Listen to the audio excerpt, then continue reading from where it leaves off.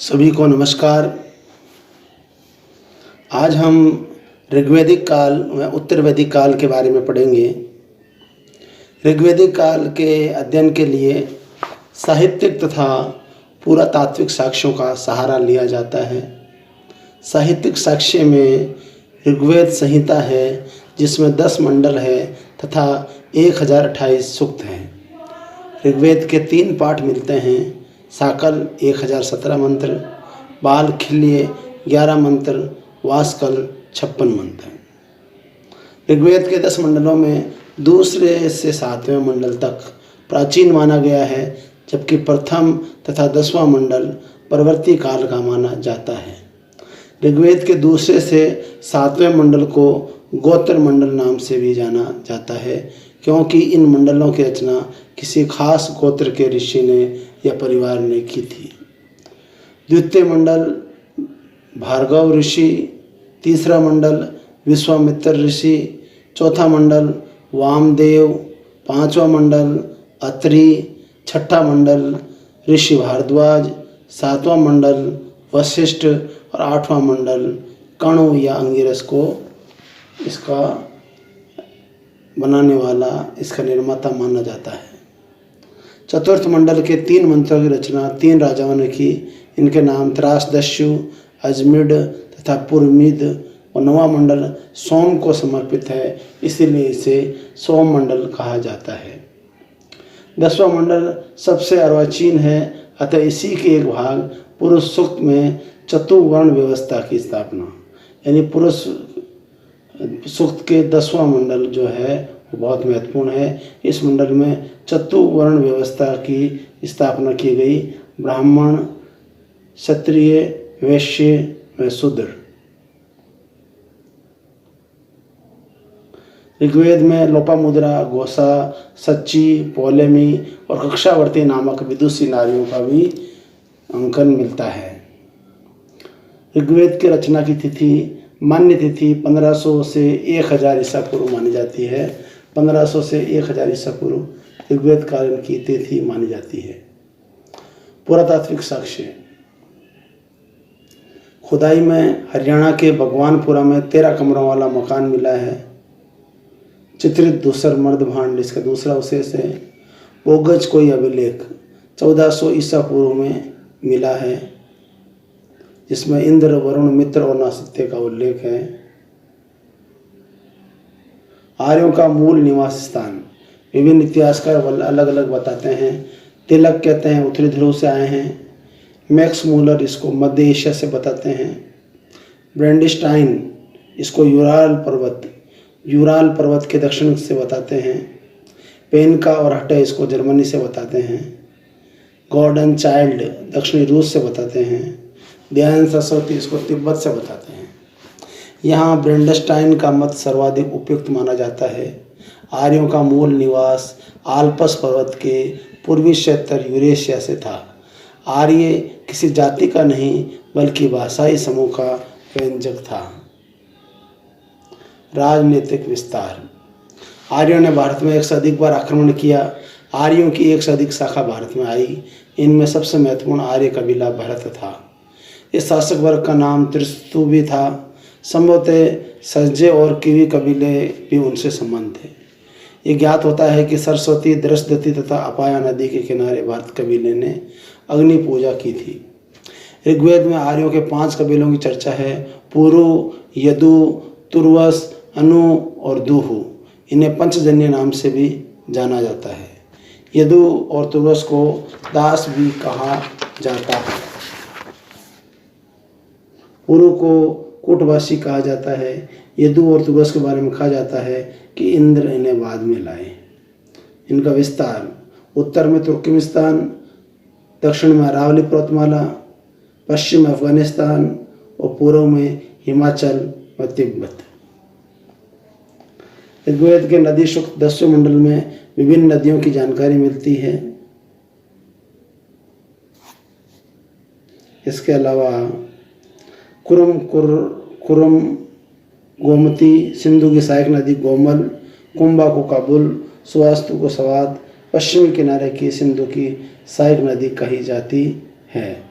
पूर्वी किनारे में सिंधु की सहायक नदी वितिस्ता जिसे झेलम कहते हैं, अस्कनी जिसे चिनाब कहते हैं, रोशनी जिसको रावी कहते हैं, सतुद्री जिसे सतलज कहते हैं, विपाशा इसे व्यास कहते हैं, आदि नदियां जो है कश्मीर से बाहर झेलम में मिलती थी। परुष्णी नदी जो बहुत महत्वपूर्ण नदी है, परुष्णी नदी जो कही जाती है आपके रावी नदी, इसका दूसरा 10 राज्य युद्ध से जुड़ा हुआ है इसका संबंध।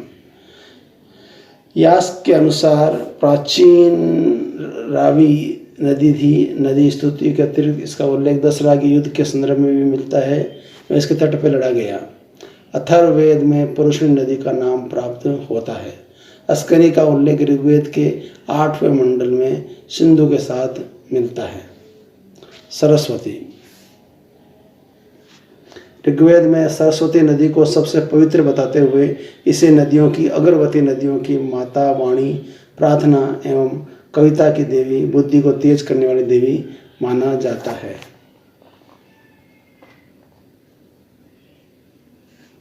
दशदती, ये सिंधु की समूह की नदी नहीं थी, ये ब्रह्मावर्त का पूर्वी व दक्षिणी किनारा थी।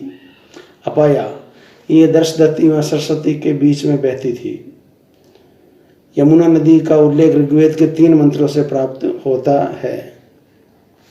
गंगा की चर्चा एक बार की गई है, इसके तट पर काशी को स्थित बताया गया है।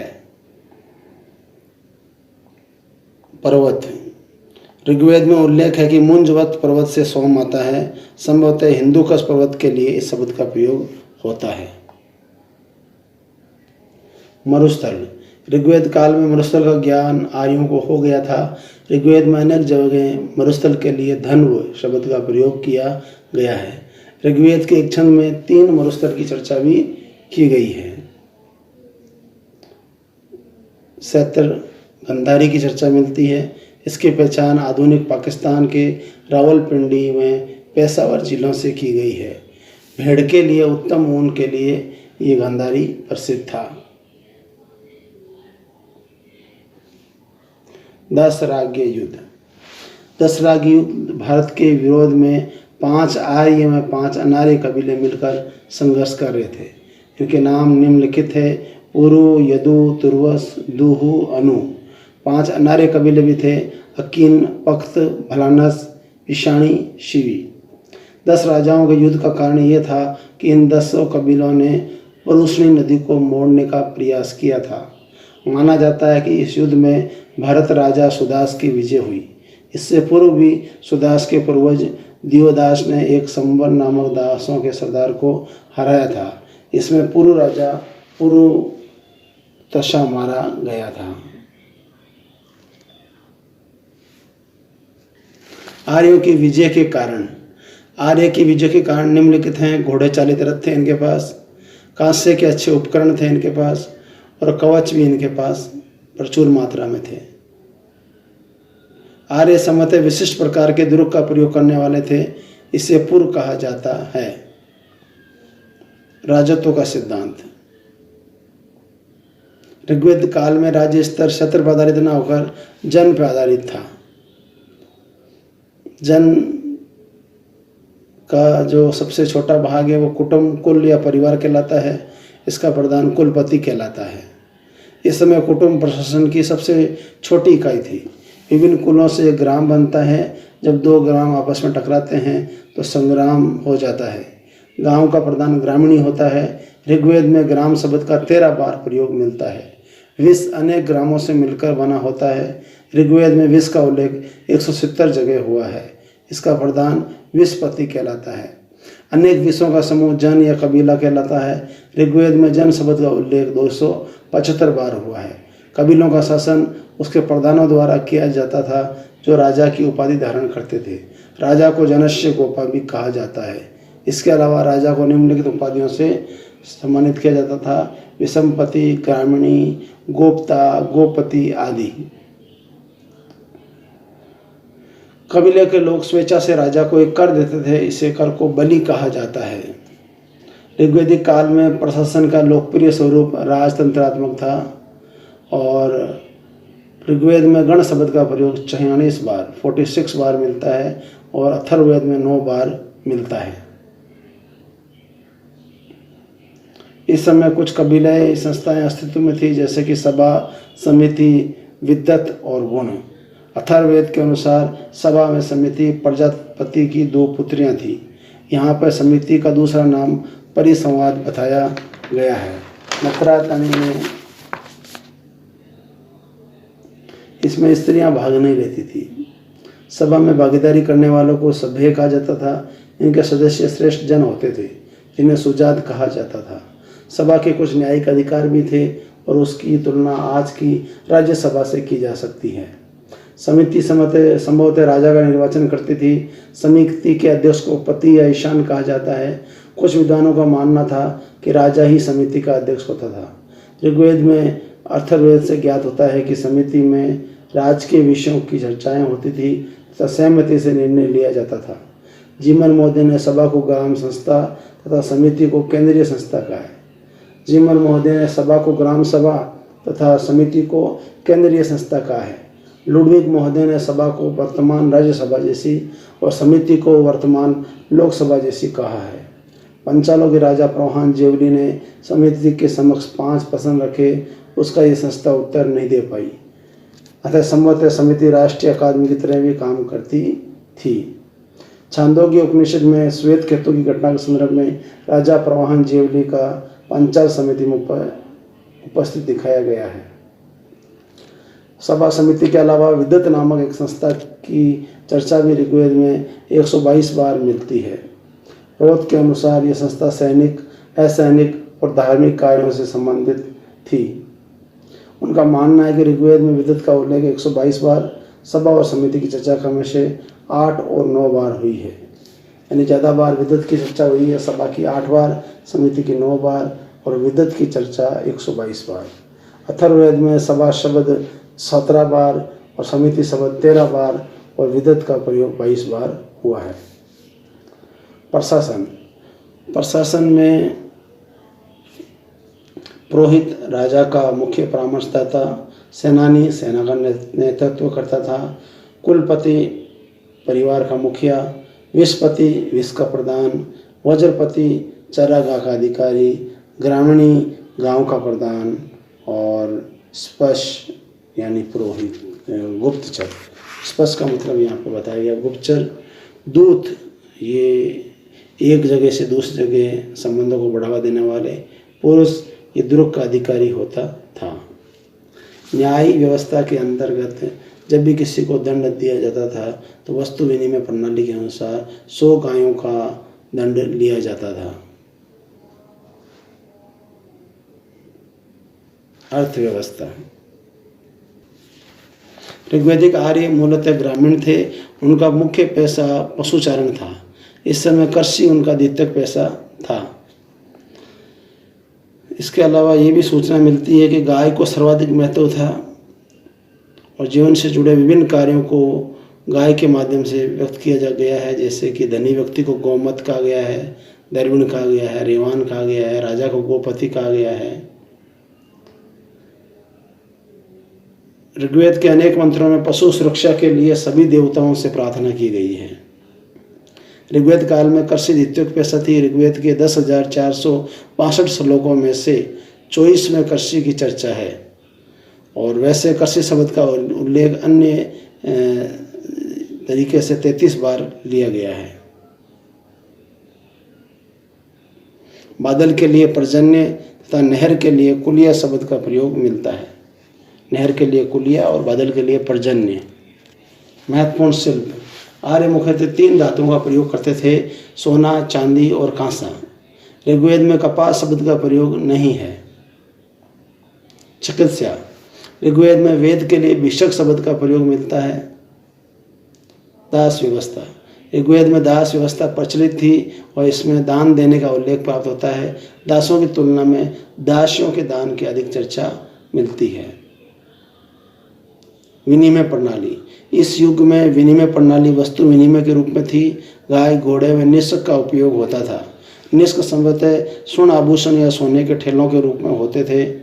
अभी नियमित सिक्के चले नहीं थे। ऋण देकर ब्याज लेने वाले को बैंक नोट कहा जाता है। समाज में संस्कृति। ऋग्वेद में ब्राह्मण शब्द का प्रयोग 14 बार और क्षत्रिय शब्द का प्रयोग 9 बार हुआ है। इस समय सामाजिक व्यवस्था का आधार रक्त संबंध था। परिवार पितृसत्तात्मक था। परिवार समाज की छोटी इकाई थी। परिवार का मुखिया कुलपति कहलाता था। कई पीढ़ियों के लोग बंधु बांधव एक साथ रहते थे, जिसे नरप्त कहा जाता है। नरप्त। ऋग्वेद के अनेक मंत्रों में योग्य पुत्रों की कामना की गई है। स्त्रियों की स्थिति। समाज में पितृसत्तात्मक तत्वों को प्रधानता होते हुए भी परिवार में स्त्रियों की यथोचित आदर में सम्मान प्राप्त था। बाल विवाह का प्रचलन नहीं था। लड़कियों की शादी 16 या 17 वर्ष की उम्र में होती थी। विधवा या अंतरजातीय विवाह होता था। बहुपतित्व पर विवाह में संबंध में विवाह के कुछ चिन्ह मिलते हैं। उदाहरण के लिए यमी ने अपने भाई यम से विवाह का अनुरोध किया, जिसे यम ने अस्वीकार कर दिया। इस प्रकार कहा जा सकता है कि पुरुषों में बहु विवाह की प्रथा थी।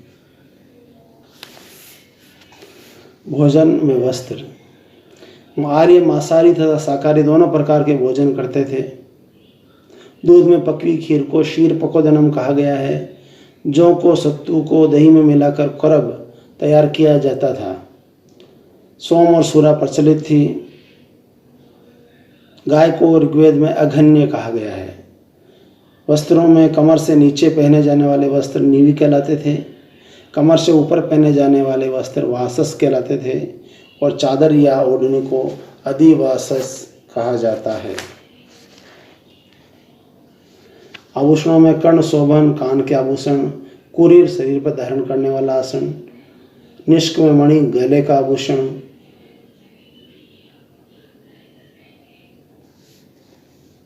ऋग्वेदिक धर्म।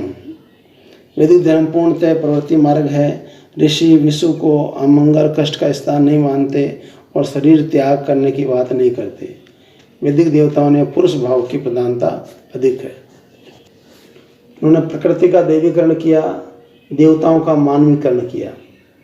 मृत्यु के उपरांत विषय में ऋग्वेद की रचनाओं में कुछ भी दृढ़ विश्वास नहीं है। सबसे प्राचीन देवता धोष था, तत्पश्चात पृथ्वी का स्थान था। दोनों धावा पृथ्वी के नाम से जाने जाती थी। ऋग्वेद में कुल देवताओं की संख्या 33 बताई गई है। इसमें इंद्र, अग्नि, वरुण का सर्वाधिक महत्वपूर्ण स्थान था। इंद्र के लिए ऋग्वेद में सर्वाधिक 250 सूक्त समर्पित हैं। अग्नि। ऋग्वेद में अग्नि के लिए 200 सूक्त अर्पित किए गए हैं। वरुण। इस वरुण के लिए 30 सूक्त जो है ऋग्वेद में प्रचलित हुए हैं और इसका उल्लेख वरुण की चर्चा बोगज को अभिलेख में भी मिलती है। सोम। ऋग्वेद के 9वें मंडल में सभी 114 सूक्तों में सोम की स्तुति की गई है। मित्र ये वरुण से संबंधित देवता थे।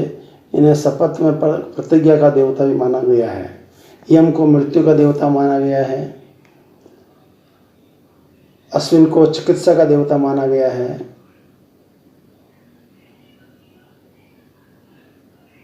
ऋग्वेद में 2 जैन तीर्थंकर जिन तथा अरिष्टनेमी के नाम मिलते हैं। ये बहुत महत्वपूर्ण है। ऋग्वेद में 2 जैन तीर्थंकर जिन व अरिष्टनेमी के नाम मिलते हैं। ऋग्वेद में ओम भू भुवस्वः तस्य वितुर्वरेण्यम नाम से प्रसिद्ध गायत्री मंत्र जुड़ा हुआ है। इसमें देवी सविता की उपासना की गई है। ऋग्वेद में ब्रह्मा का अर्थ यह है कि यह आत्मा का अर्थ प्राणवायु से है। ब्रह्मा का अर्थ यज्ञ से है तथा आत्मा का अर्थ वायु से है। आकाश से संबंधित देवता है धोष, वरुण, मित्र, सूर्य, अश्विन, पूषण, विष्णु, उषा, सावित्री। वायुलोक से संबंधित देवता। वायुलोक से मारुत, वायु, वात, रुद्र, इंद्र। भूलोक पृथ्वीलोक से संबंधित देवता सोम, अग्नि, पृथ्वी, सरस्वती। और अंतर जगत के देवता हैं सरस्वती और वाक, मनियु। ऋग्वेदिक दर्शन के अंदर ये बहुदेवतावाद से एकस्वरवाद की ओर बढ़ रहे थे। ऐसा प्रतीत होता है कि ऋग्वेदिक दार्शनिक एकस्वरवाद की ओर प्रेरित हो रहे थे। इनमें कहा गया है कि सत्य एक है, लेकिन इसको अलग अलग ढंग से कहा जाता है।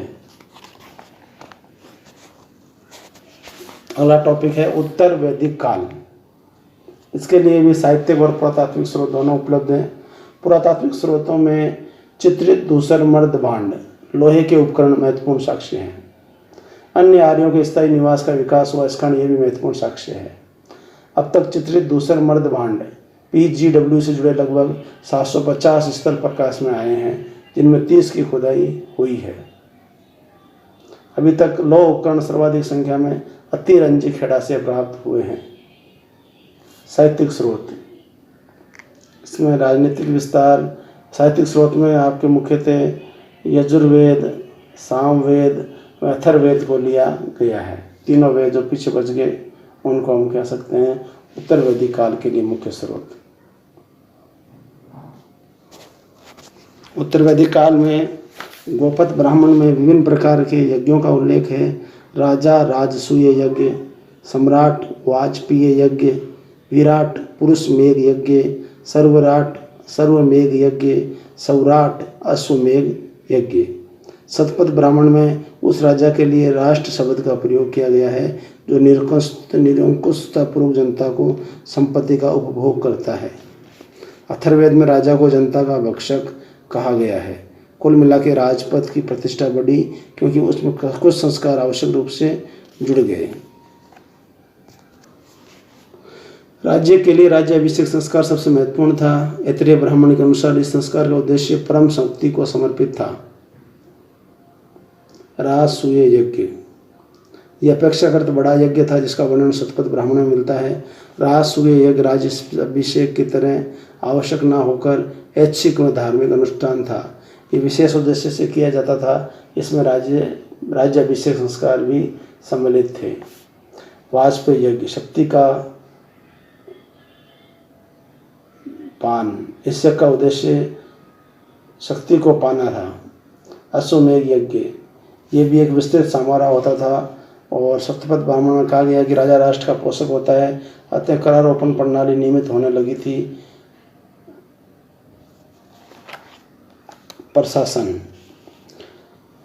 के अंदर शतपथ ब्राह्मण में रत्नियों की चर्चा है। रत्नियों की संख्या 12 थी।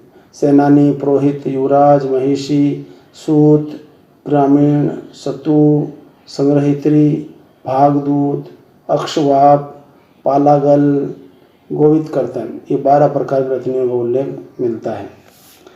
अर्थव्यवस्था, उत्तर वैदिक काल में कृषि आर्यों का मुख्य पेशा हो गई। यानी ऋग्वेद काल में मुख्य पेशा पशुपालन था, उत्तर वैदिक काल में कृषि मुख्य पेशा हो गई। तैत्तिरीय उपनिषद में कहा गया है कि अन्न ही ब्रह्मा है, इसी अन्न से समस्त प्राणी उत्पन्न होते हैं। इस काल में पशुपालन की महत्ता बरकरार थी, लेकिन इसका दूसरा स्थान था। अश्वमेघ में, अथर्ववेद में अतिवृष्टि, अनावृष्टि, हानिकारक जंतुओं के से प्राप्ति के लिए तंत्र मंत्र बताए गए हैं। ऋग्वेद में चावल की 2 किस्में, ब्रीही और तंदूर की चर्चा है। अतिरंजी खेड़ा तथा हस्तिनापुर में चावल के अवशेष प्राप्त हुए हैं। वाजपेयी संहिता में गेहूं के लिए गोधक शब्द का प्रयोग हुआ है। पशुपालन में गाय, बैल, भेड़, बकरी, गधे, सुअर आदि प्रमुखता से पाले जाते थे। हाथियों की देखभाल करना भी एक व्यवसाय था जिसे अस्तित्व कहा जाता था। ऐतरेय ब्राह्मण के अनुसार 2 गधे अश्विन देवताओं का रथ खींचते थे। शतपथ ब्राह्मण में शुक्र की भी चर्चा है। यजुर्वेद में मछुआरे का भी उल्लेख है। वाणिज्य एवं व्यापार, उत्तर वैदिक काल के ग्रंथों में व्यापारियों की अनेक श्रेणियों का उल्लेख है। इन ग्रंथों में उल्लेखित श्रेष्ठी का शब्द वाजपेयी संहिता में निम्नलिखित गण और गणपति शब्द का प्रयोग व्यावसायिक मंगल के लिए किया गया है। इसमें मुख्य रूप से वस्तु विनिमय प्रणाली ही प्रचलित थी। ब्याज पर धन देने की प्रथा काफी प्रचलित थी। तैत्तिरीय संहिता में ऋण के लिए कुसिद शब्द का प्रयोग हुआ है। इसके अलावा उत्तर वैदिक ग्रंथों में कपास का उल्लेख नहीं हुआ है, बल्कि उन्ना शब्द का प्रयोग हुआ है, कई बार आया है। बुनाई का काम प्राय स्त्रियां करती थी। कढ़ाई करने का काम भी स्त्रियों को पैस तस्करी कहा जाता है। समाज का आधार रक्त संबंध था। समाज का महत्वपूर्ण इकाई कुल था। सामाजिक परिवर्तन हो रहा था और शत्रुवर्ण व्यवस्था भी स्थापित हो गई थी। अब चारों वर्णों के बीच भेदभाव उत्पन्न होने लगा था। धार्मिक और सामाजिक क्षेत्र में चारों वर्णों के कर्तव्य, अधिकार और स्थिति में विभेद होने लगा था। ब्राह्मण, क्षत्रिय, वैश्य और शूद्र 4 वर्णों में उत्तर वैदिक काल में ये बंट गया था। गोत्र भी इनके अंदर मुख्य रूप से हो गई थी। नारियों की स्थिति में थोड़ी कमी आई। नारियों में मैत्रेयी तथा गार्गी परम विदुषी थी। इस काल में स्त्रियां ब्रह्मचार्य आश्रम का पालन करते हुए शिक्षा ग्रहण करती थी।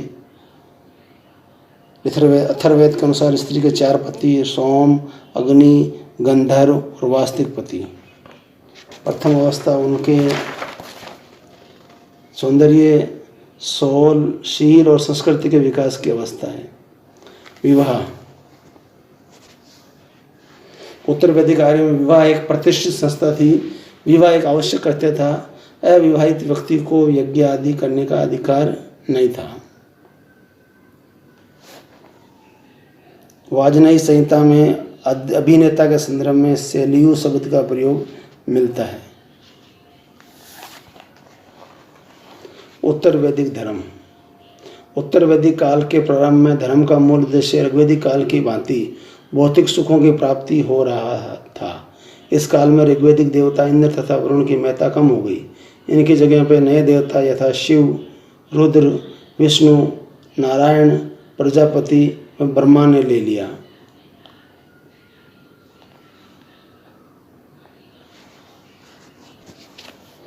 एक मुख्य इम्पोर्टेंट बात है पुनर्जन्म की अवधारणा पहली बार बृहदारण्यक उपनिषद में पहली बार पुनर्जन्म की अवधारणा दी गई। प्रथम धर्म सुधारक जो है उत्तर वैदिक काल में माना गया है ऋषि दीर्घतमस को पहला धर्म सुधारक माना गया है। उन्होंने यज्ञ का विरोध किया। जाबालीन उपनिषद में 4 आश्रमों का उल्लेख है। ब्रह्मचर्य आश्रम, दूसरा आपके गृहस्थ आश्रम, तीसरा वानप्रस्थ आश्रम और चौथा संन्यास आश्रम। इन चारों के बारे में सभी को पता है। इसके अलावा 3 ऋण थे, देव ऋण, ऋषि ऋण और पितृ ऋण। 5 महायज्ञ थे, ब्रह्मा यज्ञ, पितृ यज्ञ, देव यज्ञ, भूत यज्ञ और मनुष्य यज्ञ। 4 पुरुषार्थ थे, धर्म, अर्थ, काम और मोक्ष।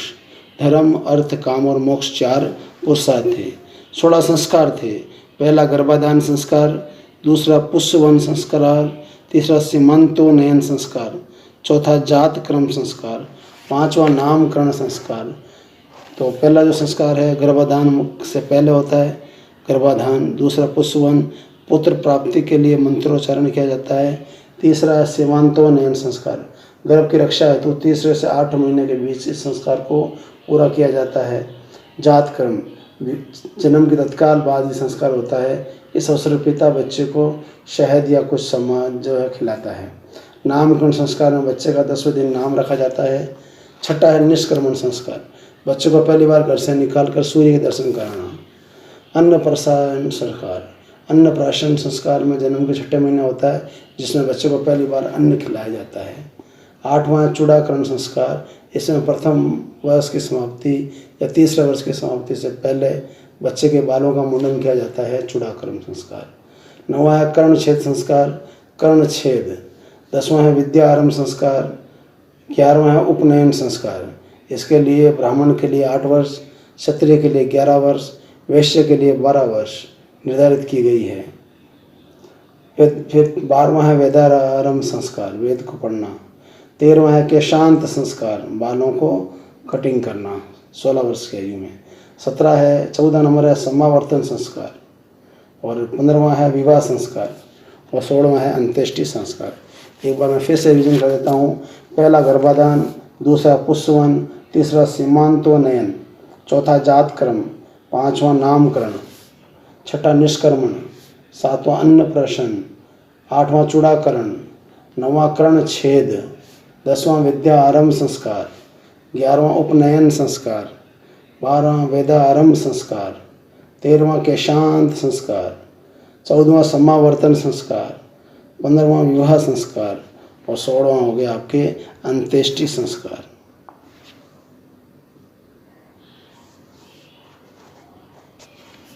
ऋग्वेद सबसे प्राचीन और महत्वपूर्ण वैदिक ग्रंथ है।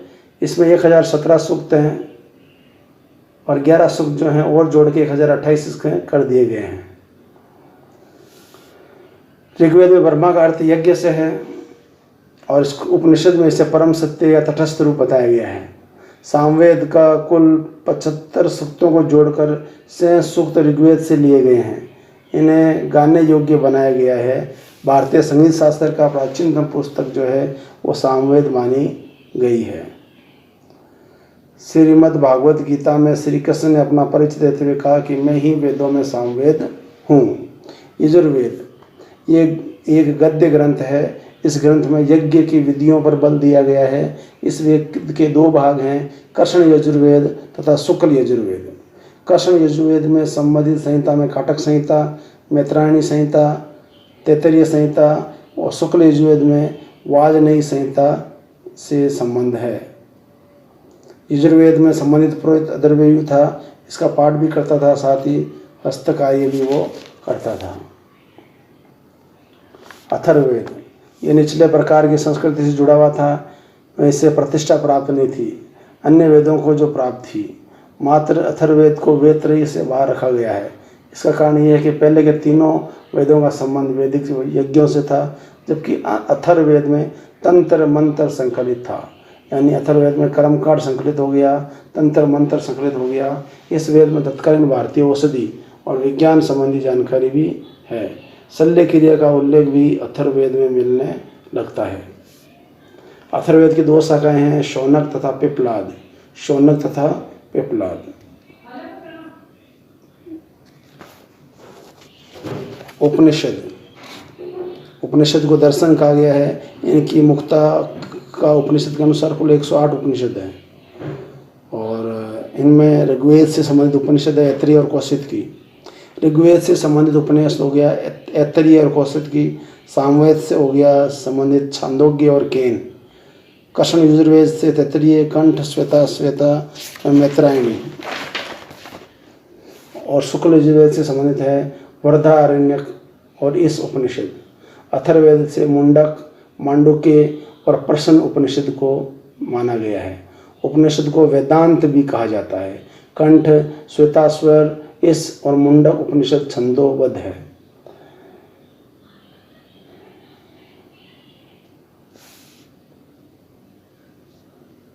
ऋग्वेद का उपवेद आयुर्वेद है। याद रखने की बात है ये।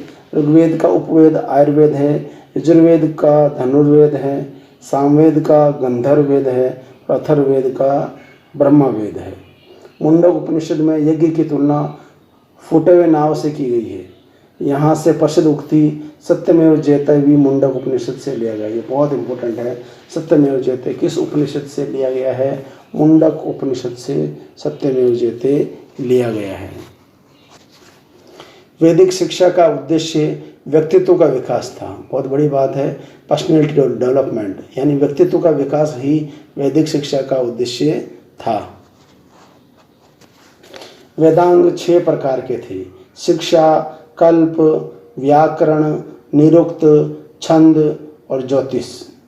तो 6 प्रकार हैं वेदांग के।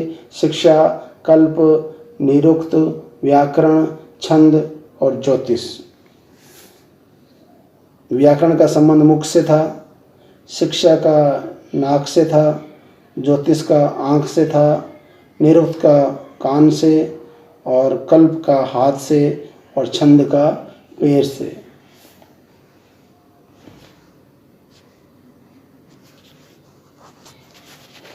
शिक्षा को वेद की नासिका कहा गया है। कल्प को वेद का हाथ कहा गया है। स्रोत सूत्र, गृहस्थ सूत्र, धर्म सूत्र और शुल्व सूत्र। शुल्व का अर्थ होता है रस्सी। भारत में ज्यामितीय ज्ञान का सबसे प्राचीन उदाहरण जो गणित है वो शुल्व सूत्र से लिया गया है। फिर आता है व्याकरण। व्याकरण को वेद का मुख कहा गया है। व्याकरण की सर्वश्रेष्ठ कृति पाणिनि कृत अष्टाध्यायी है।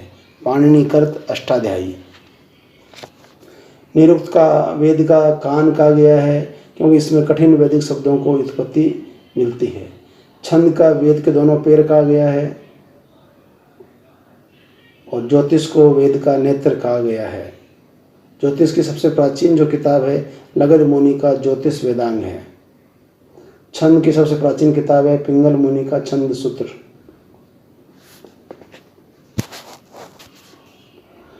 ऋग्वेद में वंश मंडल अग्नि के मंत्र से प्रारंभ होते हैं।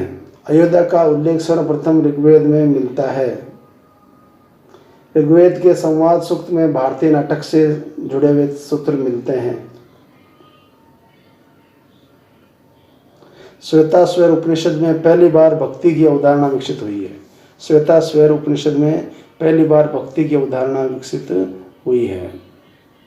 परथुवैन्य को अथर्ववेद में प्रथम कृषि वैज्ञानिक कहा गया है। हल की क्रांति लाने वाला।